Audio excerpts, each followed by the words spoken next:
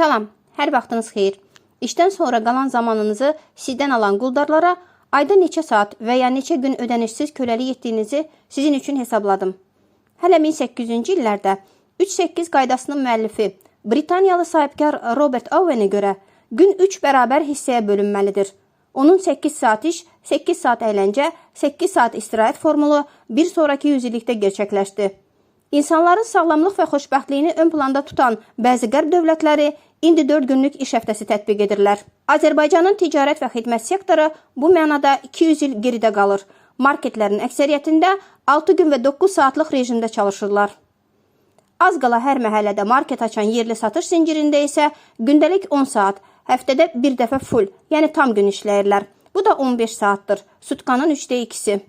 İş saatı artıq, iş yükü çox, məvacib az, tibbi sığorta yox, bayram ancaq yuxuda, şəxsi həyat 0. Mağazalar şəbəkəsində bir nəfər azı 3 nəfərin funksiyasını yerinə yetirir.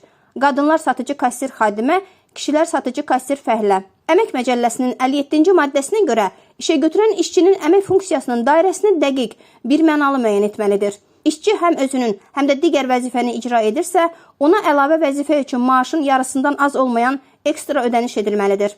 İşçilərin təhlükəsiz və sağlam şəraitdə işləmək hüququ da məcəllədə uzun-uzadı sadalanır. Xadimənin müştəri ilə kassir-satıcı münasibəti istehlakçı hüquqlarının müdafiə qurumlarının səlahiyyətlərinə aiddir.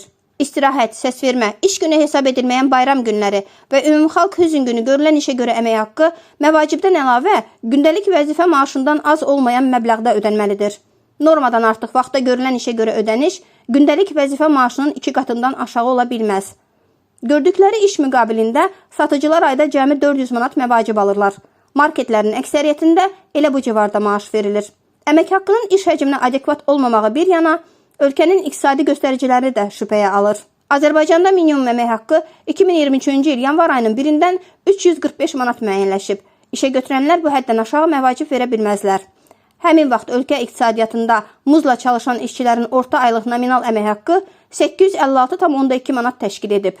Marketlərin çoxunda məvacib minimum əmək haqqına yaxındır. Gələk iş saatına. Əmək Məcəlləsinin 89-cu maddəsinə görə gündəlik iş müddəti 8, həftəlik 40 saatdan artıq müəyyən edilə bilməz.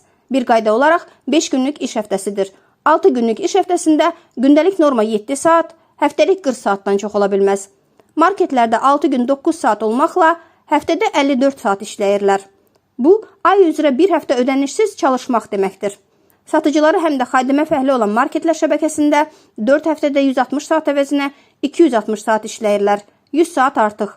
Həftəlik normanın 40 saat olduğunu nəzərə alsaq, bu da 2 həftə yarım əlavə nökərçilikdir.